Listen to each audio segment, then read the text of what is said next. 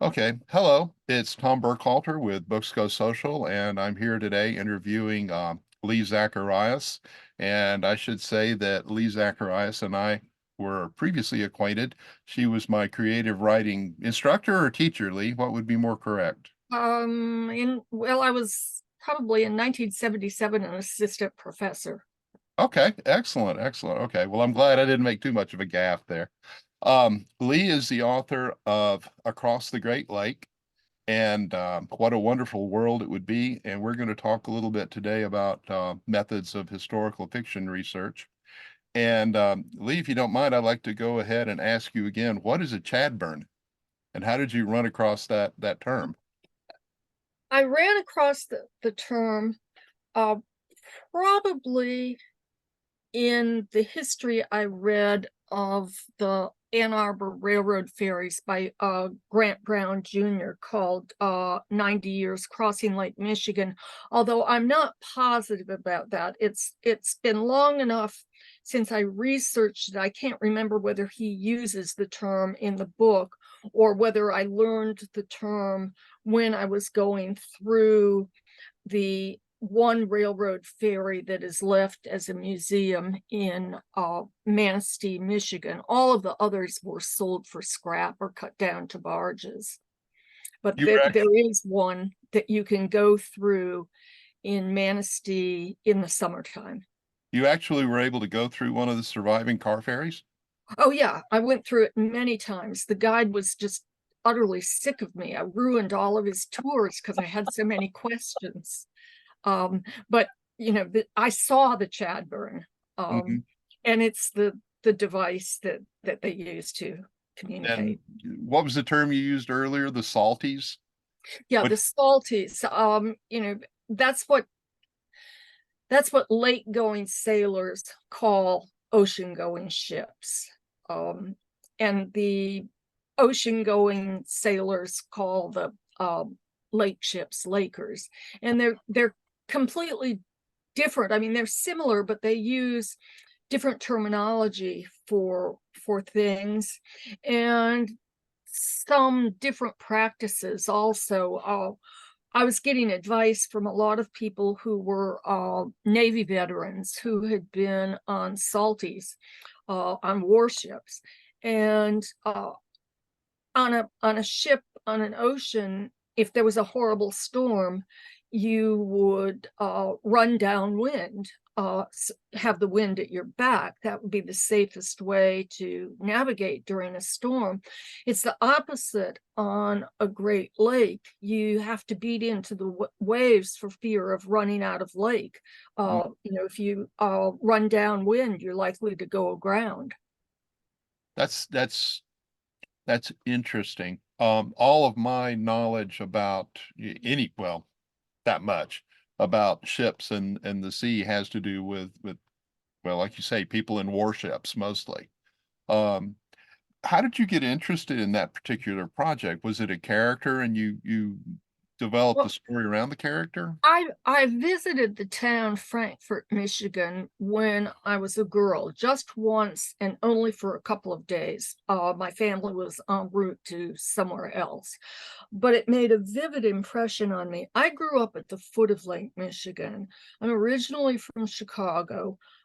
Grew up in what is now the Rust Belt, but was then the Steel Belt of northwestern Indiana. And the lake was pretty much closed off to me in Indiana. In Chicago, you could, of course, access it through the many parks, but once you cross the state line, it was all industrial. So there was just a tiny slice of beach that you could get to that nobody went to because it was completely polluted. And even when you went to what is now a national seashore, the Indiana Dunes was then a state park.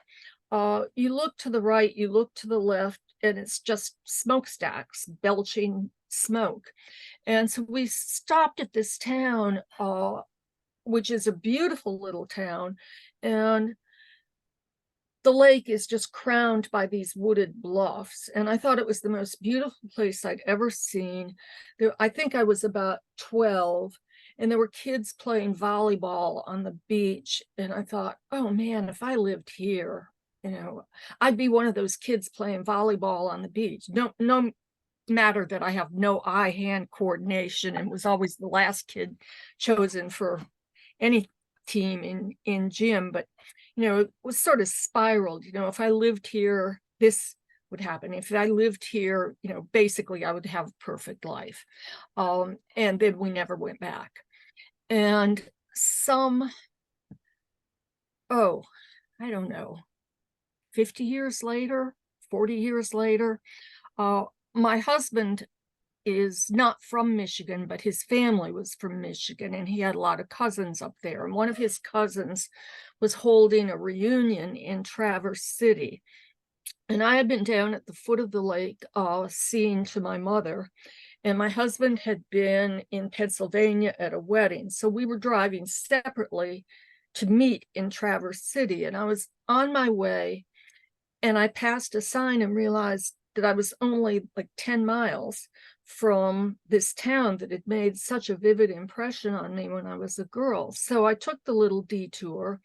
And one of the things that blew my mind was that the town really hadn't changed.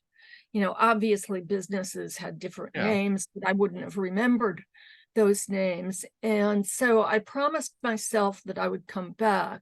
At that time, I was not writing fiction. I spent a decade writing exclusively nonfiction, mostly personal essays, some of which are collected in a book that came out in 2014 called The Only Sounds We Make, some of which will be coming out in September from Unicorn Press in a book titled Remember Me.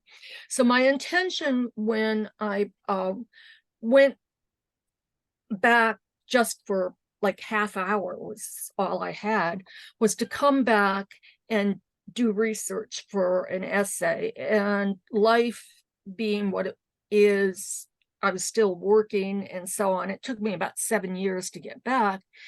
And what struck me when I got back is the ferries aren't running anymore. That was the only difference. And so I was stopping people on the street, asking people in restaurants, at gas stations, when did the ferry stop running? And it's sort of like asking people who are native New Yorkers about the Empire State Building or the Statue of Liberty. People were going, oh, the ferries, 2-3 years ago, 5, were there ever ferries? Oh, So I bought this book, 90 Years Crossing Lake Michigan, which is a history of the Ann Arbor Railroad ferries by Grant Brown Jr. And immediately when I opened this book, I was just plunged into this world of these fierce storms, these tricky currents, these dangerous shoals, and all this ice, because unlike other ships, the railroad ferries ran year round and they had to be icebreakers. So I was just fascinated. When I finished the book, I found another history of the ferries, not quite as complete. And pretty soon I was just reading everything I could get my hands on about Lake Michigan, the formation of the National Seashore, Sleeping Bear Dunes, the history of this town, Frankfurt, and so on. And I kept going back up there, went through the one railroad ferry that's left numerous times. And by then I'd finished my essay, but I just couldn't let the material go. And so I thought, well, there's got to be a novel in this. So I wrote the first line, "We went to the ice," and I had no idea who was speaking. I had no plans, no clue, no anything. So by the time I finished the short first chapter, I realized it was a 5-year-old girl whose father was the captain of the ship, and he was taking her with him because he didn't know what else to do with her. Her mother's back home dying. And I didn't even know the girl's name. And I was at a writer's retreat called Wild Acres in North Carolina. And I sat on the porch with a friend and we tossed names back and forth until one of us said Fern. And I said, that's it. And so it just kind of went from there. Obviously, I'm one of those writers that they call a pantser, somebody who writes by the seat of her pants as opposed to outlining. But that's how it began. I had no intention of writing a novel. I was just writing an essay, and then I couldn't let the material go. Well, I think that's, from my point of view, that's a great story about how the whole idea came about. That's I myself spent a long time. I didn't know I was doing research at the time, but I've always been interested in aviation history. So I've got this backlog of information. Then one day it just sort of started coming out. And it fascinates me that it was kind of the same thing with you. I had this image in my mind of a transport plane coming out of a cloud headed to the war zone. And that's how the first book I wrote in this series came out. But I don't want to talk about me too much. What interests me, though, is that with all this level of detail, Lee, and from what you're saying in my own experience, I know that has to be a lot. How did you manage to put the details together without some sort of outline? And I say this from the point of view of a pantser, because I, Um, oh, I didn't have an outline at all. And a lot of the details I gathered as I went along. Oh, you turn the page. Oh my God, I need to know this. And the first thing I needed to know, I realized, you know, at the end of the first chapter, I've got a 5-year-old girl and she's on a ship with 28 sailors.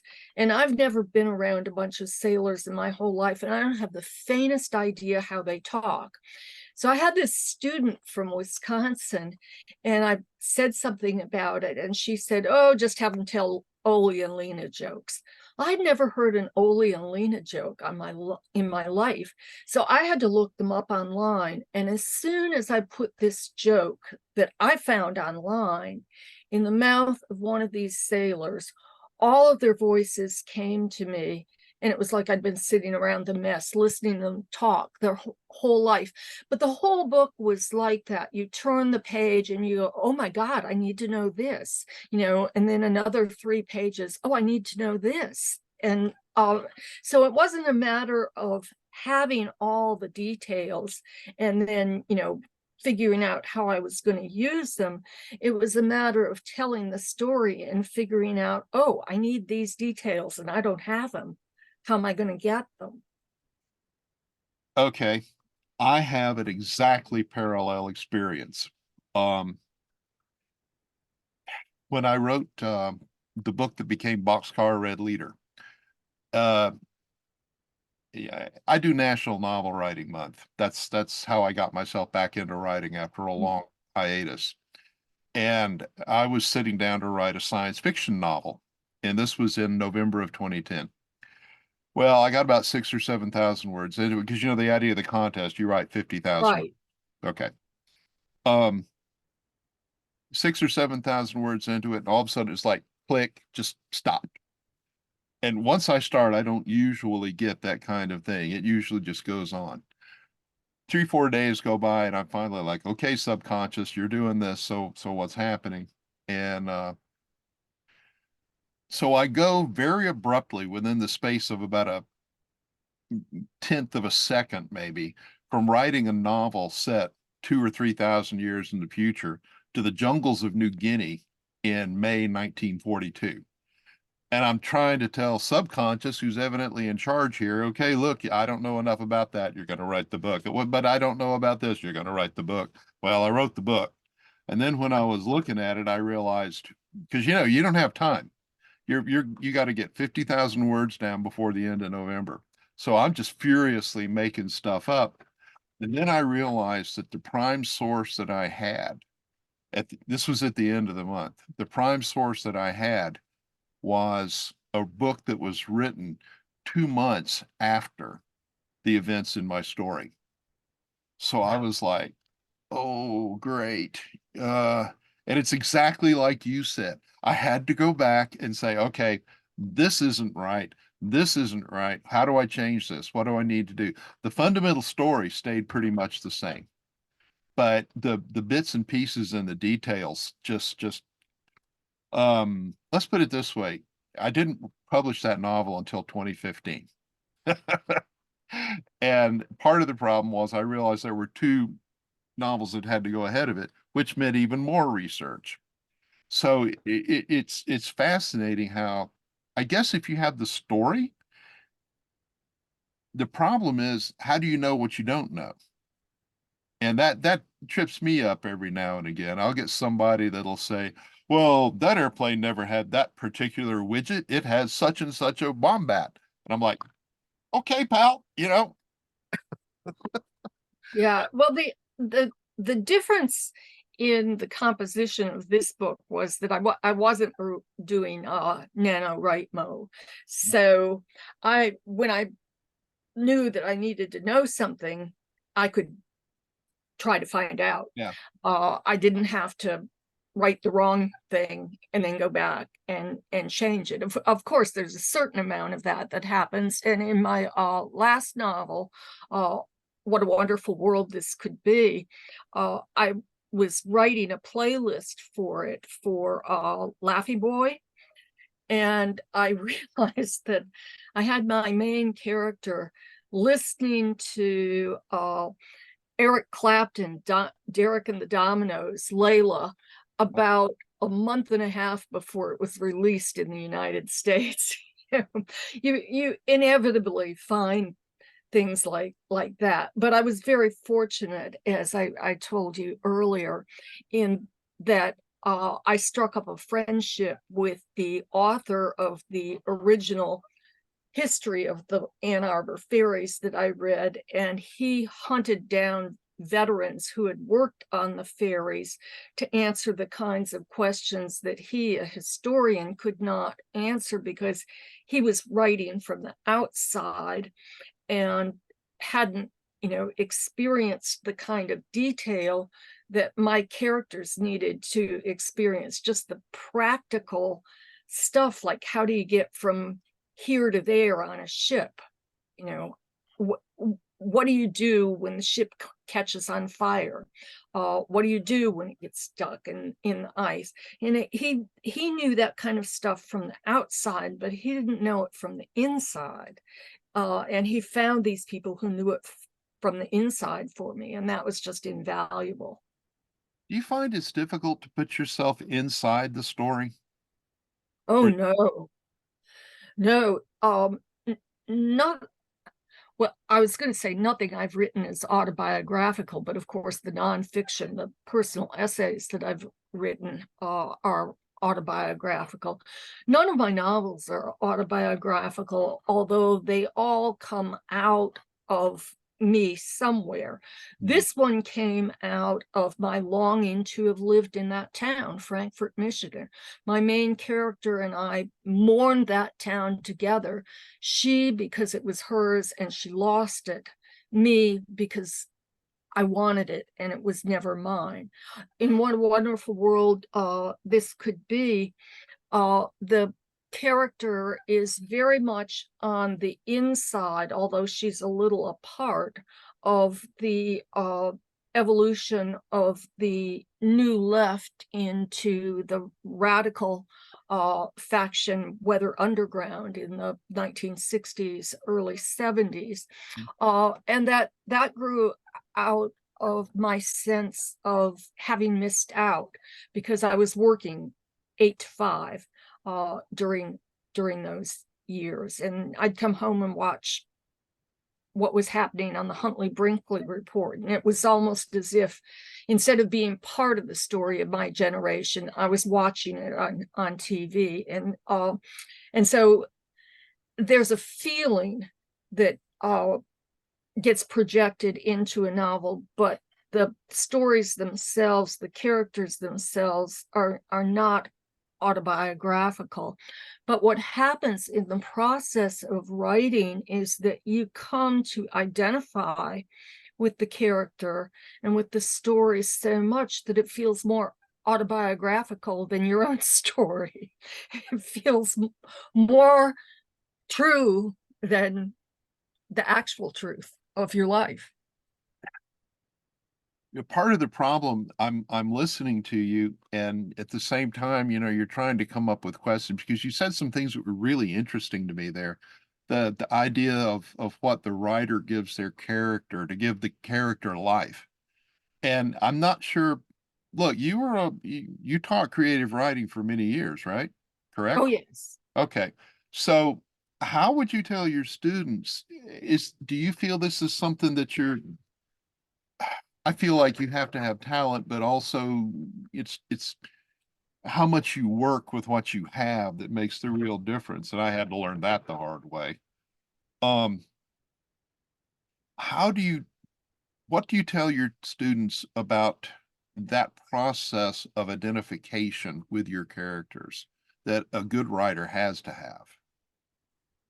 I might not be asking that question quite the way. It really depends upon the student. After I retired from full-time teaching at the university level, I continued to teach, although it was nonfiction, uh, for many years up until the pandemic at writers' conferences.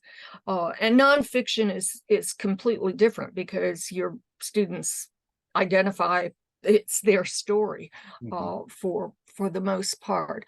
Uh, Teaching fiction, I think students fall into two camps. They're either writing about someone other, or else they're writing very autobiographically. And so you have to tell them different things. The students who are writing about other, if they haven't already made this leap, and many of them have, you have to coach them in how to engage, how to make that character feel absolutely authentic and true.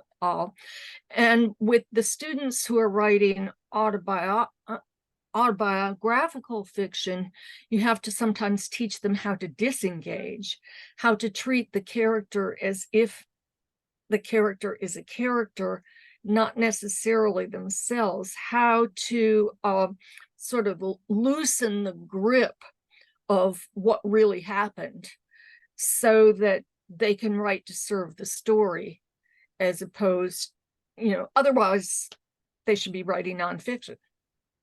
Now that parallels something another teacher of mine told me. I was writing very, very angry stuff. This is when I was a teenager.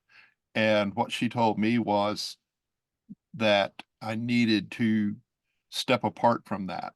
Don't try to express the anger, try to express what causes it. And so that's interesting that you say that. I've had exactly the same experience with students reading manuscripts that are full of an emotion that is not generated by anything that is on the page, usually anger. Mhm. And if I work with a student over the course of a semester, sort of noting the pattern, and then never in class, but in a private conference, saying, there's a lot of anger in this manuscript that isn't coming out of what's happening in the manuscript.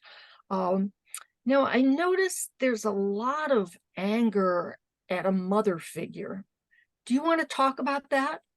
And usually the answer is no. But you've put your finger on it. The student Yeah. can go home and think about it. Well, one of the things that I find in my own writing, in my own life, is that you turn into this amateur psychologist, and maybe not even amateur. It's just practicing psychology in a different way. Um, did you come to some point in your early career, for example, where you realized that you could understand motives and sort of see what people were doing and said, okay, this would make an interesting character. Maybe not quite that way, but something inside you said, let's keep a hold of that. You like that scene in the movie Fame, where the girl says, "I'm so angry at Ralph Darcy. I must remember this emotion and use it in my acting." That kind of thing. I think it's more subconscious. I think your subconscious stores that and is able to use it rather than, in my case, my going, aha, I'm Hmm. going to save that. I'm going to use that. Um, my I'm going to save it moments are more surface things uh, that I notice, and I never consulted it, so I don't know why I did it, but I used to have a big file box just full of phrases and images, observations and things and it was organized, under subjects like hands, mouths, clouds, etc. I think just the act of making the observations and writing them down made it unnecessary for me ever to consult them. But the notion was, oh, I'm going to be writing a sentence and I'll want an image for a cloud, or I'm going to be writing a scene and I need to do something interesting with somebody's hands. Otherwise, it's just he said, she said, and the scene becomes totally disembodied. I think just the fact of knowing that that's what I was doing made it unnecessary ever look any of those things up. They just entered the subconscious. I think But the, that's, go ahead. that is something that is difficult for me. That's something I really had to teach myself, the stage business, how to occupy characters during a scene so that it's not just all talk. That comes much more naturally to some writers than it does to others, and it's not one of the things that came naturally to me in the beginning. I was interested that you used the term subconscious, um, because it's something that I very much believe in. But I know what I mean by it, but what does Lee Zacharias mean by it? I mean, all of the stuff that is stored just below where you are consciously thinking. So things that you are aware of, things that you remember that are there just waiting to be triggered. I'll give you an example, and this is actually not from fiction.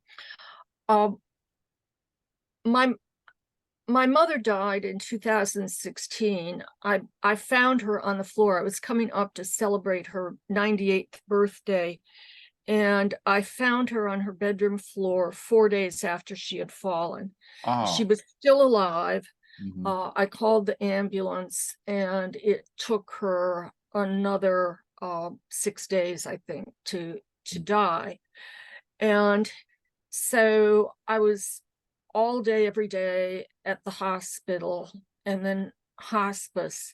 And then the minute she died, I'd packed to come for 4 days, and I ended up staying for a couple months because I had to clean out her house. And my only link to the outside world during that time was an iPhone 5, the worst phone that Apple ever made. Uh, but my mother didn't have Wi-Fi. My mother thought the digital revolution was a plot undertaken by the world solely for the purpose of confounding her. She didn't have cable. She didn't even have touch tone phones.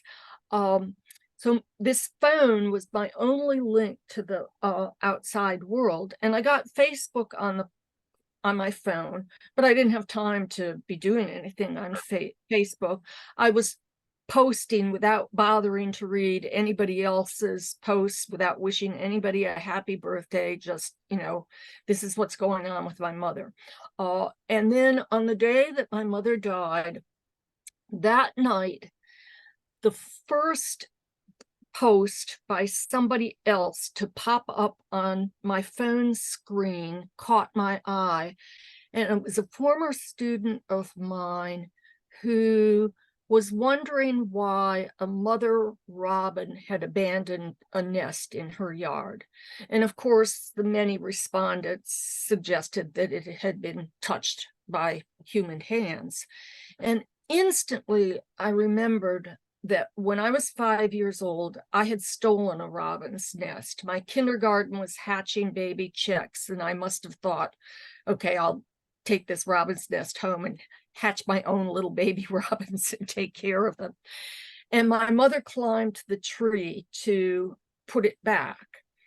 And so this image of my mother, who was not in good shape after having fallen and having lived 98 years, this image of my mother, still young, strong, climbing that tree to put the nest back, came into my head. And so it was as if on the day of her death, this person unwittingly on Facebook gave me my mother back. So that's what I mean by the subconscious, that I never would have remembered that in a million years if it hadn't been for that little trigger of that woman posting on that particular day about the abandoned robin's nest in her yard. So what I mean by the subconscious is the stuff that's waiting there that you don't know because it's just below the surface, and it requires a trigger of some sort.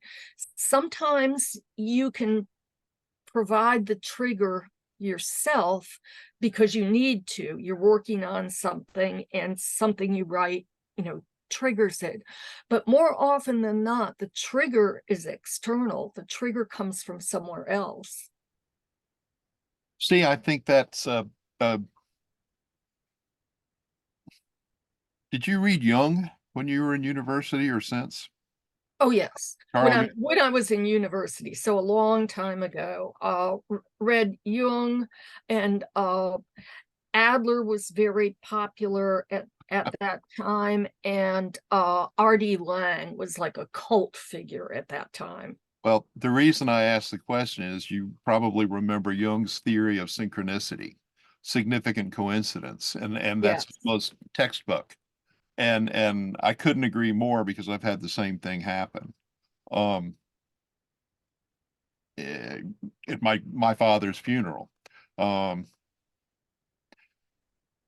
well, what happened was a particular kind of airplane came over, and when I looked at the map later, because I got curious, what I didn't know, there wasn't an airport that nearby. This was an old World War II trainer. And I thought, what in the world is that doing here? Why at my dad's funeral is this coming over? Well, I looked at the map and I realized that there was no way that trainer could have come over the funeral except kind of by accident. So to me, that was a significant coincidence. It was just a link between me and my dad. And so I know exactly the kind of thing you're talking about. It's something, but it sort of implies there's this kind of potential energy, if you will, that you've stored up in your subconscious. And I love the image of just this external trigger that boom, all of a sudden you've got this stuff just kind of falling into place on a Yeah. conscious level. And That it also makes you wonder what happens if the trigger doesn't come. What happens if that moment of synchronicity doesn't happen? It's just there, but you never access it. Well, that's a fascinating speculation because you can imagine that there are these almost infinite universes of possibility that I'm a big fan of the quantum mechanics idea of the many worlds. Um, and I'm sure you've had branch moments in your life where when you think back later, you could have done any one of a dozen different things. And there was no particular reason why you chose any one. You just did that. And then you realize later, oh wow, why did I do that when I could have done that? And then there's no reason. But it was all possible in that one moment. And I think our subconscious is kind of that way. It's that universal possibility that our conscious mind can sometimes access. And like you said, sometimes we can provide that trigger. More often, I think it's something that just comes to us synchronicitously, coincidentally. And maybe that's kind of the one of the cool things about being a writer is you have those moments and you can take advantage of it. And then you think to yourself, ah, how wonderful I am. Well, I mean, why does anyone write fiction? Because you want to have more than one life. Oh, I like that. I'm going to steal it. I hope you don't mind. I, I don't think it's anything that can be stolen. I think it's so generic. Um, I I mean, that's the bottom line. I mean, why else would we do it? No, I had never actually thought of it that way. But because in my writing, I know there's a certain amount of wish fulfillment. I write about World War II fighter pilots, bomber pilots. I always wanted to be a fighter pilot when I was growing up. And of course, never, speaking of the path never taken, I never went down that way, but I was always curious about it. And yeah, I like that. That's one of those things I should have thought about myself. So it's like you kind of say, it's sometimes it's the external factor that Right. comes in to as somebody can often tell you something about yourself that you go, I should have known that. Yeah. So, The flip side of getting to do what you wanted to do that you didn't do in fiction is that it never turns out the way you would have hoped it would if you had done it in life. I mean, I got to live in Frankfurt. I wanted to live in Frankfurt. I got to live in Frankfurt through my character Fern. But you learn very quickly when you start writing that a novel is no place for a perfect life. So, I wanted to live in Frankfurt so I would have a perfect life, as I imagined when I was a silly 12-year-old or however old I was. But when I wrote and got to live in Frankfurt, it was far from a perfect life because I wouldn't have had a novel if it had been. I kind of envied the people who were out in the middle of things, out at the forefront in the 1960s. But it doesn't turn out happily in my novel. What a wonderful world this could be, which in many ways, at least in terms of the background, is about how the New Left corrupted itself from within. mhm. Um, so you have that kind of wish fulfillment, but it's not exactly the way you wished it was going to be, because if it was, you wouldn't have a story. Well, but if you're honest with yourself, as a writer, as a person, you kind of have to come to that realization, don't you? Yes, Because absolutely. otherwise, yeah, it's the sort of an infantile wish fulfillment. Oh, everything's so perfect. Oh, this is just absolutely great. But no, life isn't like that. Um, that wouldn't feel real to me writing something like that. Oh yeah, and that's the first lesson that you learn basically as a fiction writer. And um usually you can learn it yourself, but I have occasionally had students that I've had to teach that to, Mhm. that you know nobody's interested in having everything be perfect. First of all, nobody believes it. And second of all, it's just not interesting. And I've also had literature students who, when I taught undergraduate course in the contemporary novel, would complain that the novels I was teaching were depressing. And I actually had a young woman, probably about 19 years old, stand up in class. We were reading, I think, Alice McDermott's That Night. And she said, "Why are you having us read these books where people die and these awful things happen? Because when I finish college, I'm going to marry my boyfriend and we're going to have 2 children and we're going to buy a beautiful house and we're going to have a perfect life." Okay. And everybody, of course, there were some adult students in the class too who are just looking at her like, "Go wait, honey," and I'm just, come back and talk to me in 10 years. Yeah. Okay. Well, all right. I want to ask you something. You're probably not going to even remember this. Do you remember why you gave me a B instead of an A in your class? No, I do not. This goes And under. it's been festering this whole time, hasn't it? No, actually, I told you at the time that I agreed. You explained to me why you did, and it was because basically I wasn't participating in class, and you were absolutely right. And I think I told you at the time, okay, I get it, no problem. So no, it hadn't been festering at all. But what I wanted to tell you was that this kind of comes in with what this girl was saying, that this is going to sound arrogant, but then I am kind of an arrogant person. Of all the things that I've ever wanted to be, they're characterized by arrogant people: fighter pilots, lawyers, doctors, writers. Uh, Honestly, Lee, I didn't want to criticize anybody else because I didn't think they were that good. And I didn't want to say that. And to, I didn't have your skill as a teacher to come across and say, maybe we could do this a little differently. I just didn't know how to do that. At that time, I was a blunt instrument and wouldn't have been able to, and you need a scalpel. So that's actually, I think, what's been festering, because I don't think I told you that at the time. You Um, probably didn't. but okay, that's enough of that. Um, but I just have treasured that moment because actually also it kind of told me you took me seriously as a writer. And that really meant a lot to me, especially at the time. And as you can see, it stayed up here. So it was one of those little subconscious things that stuck around.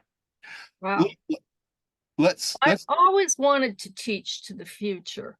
That was um, kind of my goal for myself as a teacher from the very beginning. And I think I always also wanted to lead from the back of the room. Robert Moses, the great civil rights leader who died a few years ago, was known for leading from the back of the room, for making his presence known very subtly, but still having a great deal of influence. And so I didn't want to be a top-down authority, hmm and I hmm didn't want just to say, okay, hey, if you fix this sentence, this story's going to be better. We're all done here. What I wanted to communicate to my students, on one level, were things that they weren't going to understand for 5, maybe 10 years, and then one day be walking down the street and go, "Oh, that's what she meant." Uh, and I think I was conscious of that because it had happened to me. I'd had a teacher or two who had said things that made no sense to me whatsoever at the time. And then, 5-10 years later, oh, that's what he meant. Now I get it. Which means that you've internalized it Hmm. by that time, and it's something that goes much deeper than the level of the sentence, or just, hey, uh, you know, maybe every paragraph shouldn't be the same length. It goes much, Yeah. much Yeah. deeper than style. Would you say that's more like the art aspect of writing versus the craft aspect?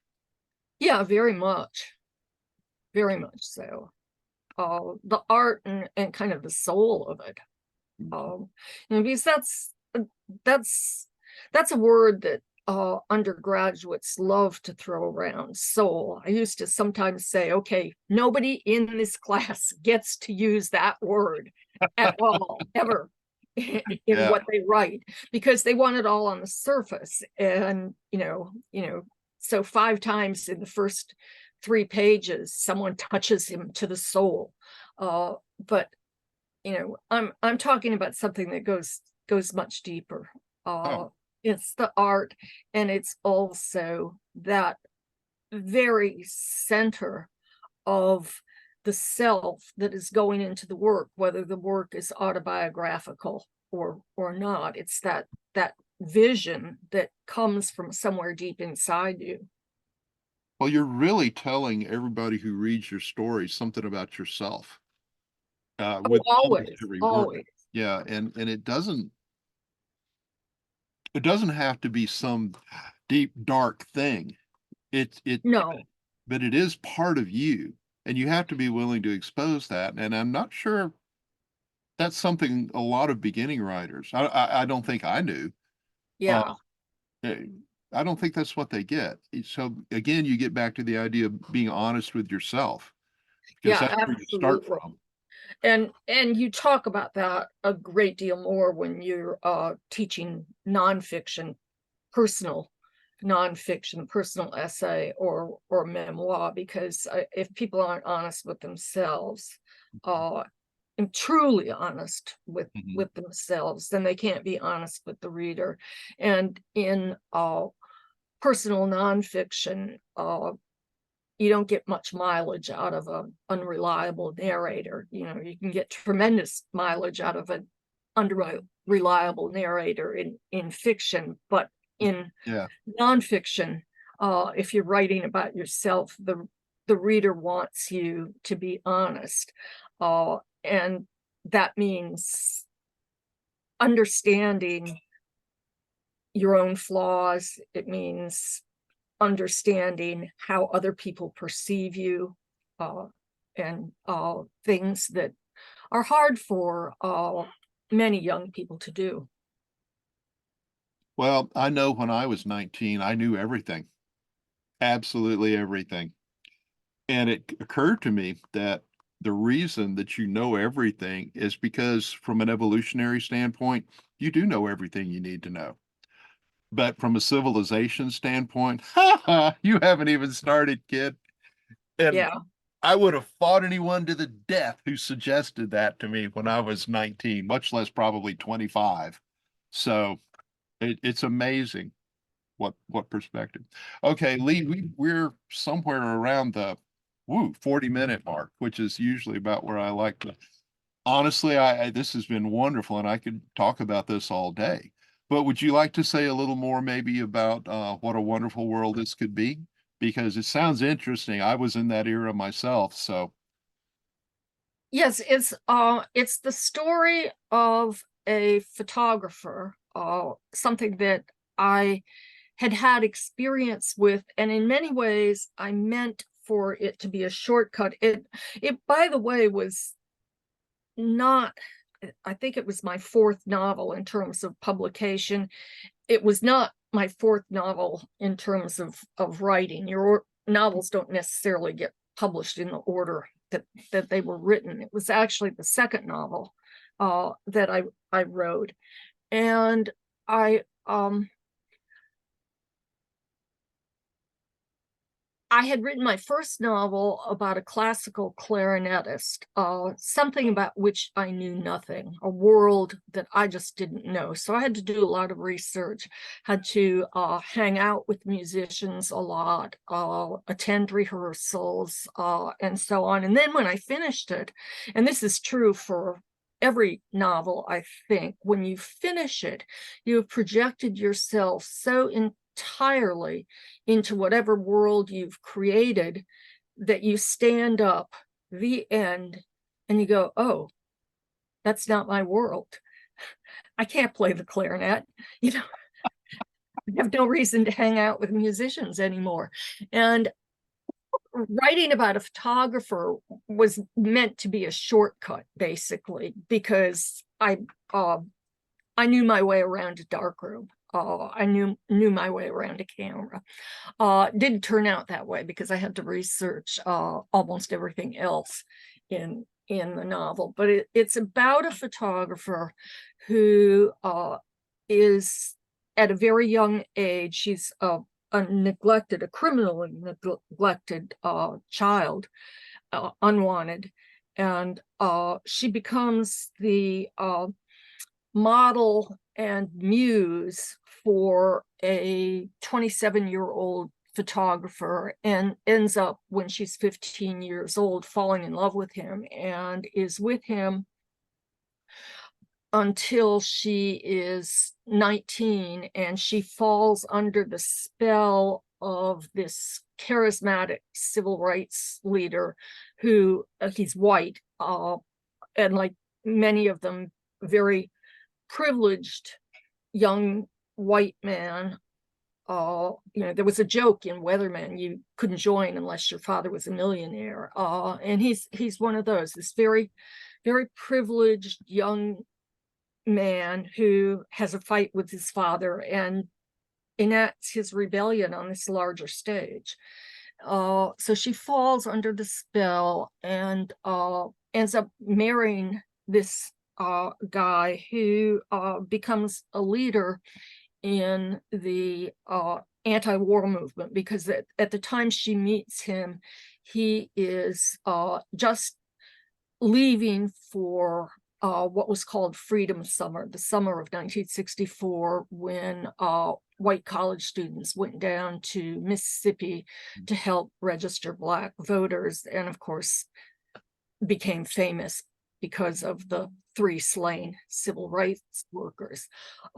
So he comes back, and they get together and get married. And there's a kind of tension in the background between his commitment to the masses, his commitment to the greater good, and her commitment as a photographer to the individual vision. So it's sort of the tension between politics and art, which are necessary to each other, but are also always in a kind of tension, unless you happen to have the misfortune of living in a state where the state controls the arts. And ultimately, the movement becomes radicalized. He does not become as radical as he's being pushed to be, but he knows stuff, and he's under investigation by the FBI, and he goes underground, and he disappears for 11 years. And by that time, that whole chapter is just a footnote in history. Everybody has forgotten about these people who were once on every Notorious. FBI, on every post office wall, the FBI's most wanted list. And he surfaces, and it's the novel is largely about what happens. It's a biographical novel, by which I mean it's written, although it was rearranged, on that principle. It covers her life from the time she's 15 through the time she's 36, somewhat episodically. But the present story is about her trying to come to terms with the fact that this husband, who has been missing, maybe dead, for 11 years, has suddenly reappeared, and how does she feel about it? I think I might have to read that. I was in a very, very minor way involved in some of that. So that sounds like something I'd be interested in. Okay, that's probably enough for now. Lee, I just want to say this has been wonderful for me, and I've really enjoyed it, and I hope you have. Well, I have too, and thank you so much for Uh, asking me. well, you're quite Having me. welcome, and maybe we'll do this again. Okay, Great. and we're signing off. All right, look, I have a small emergency I need to take care of.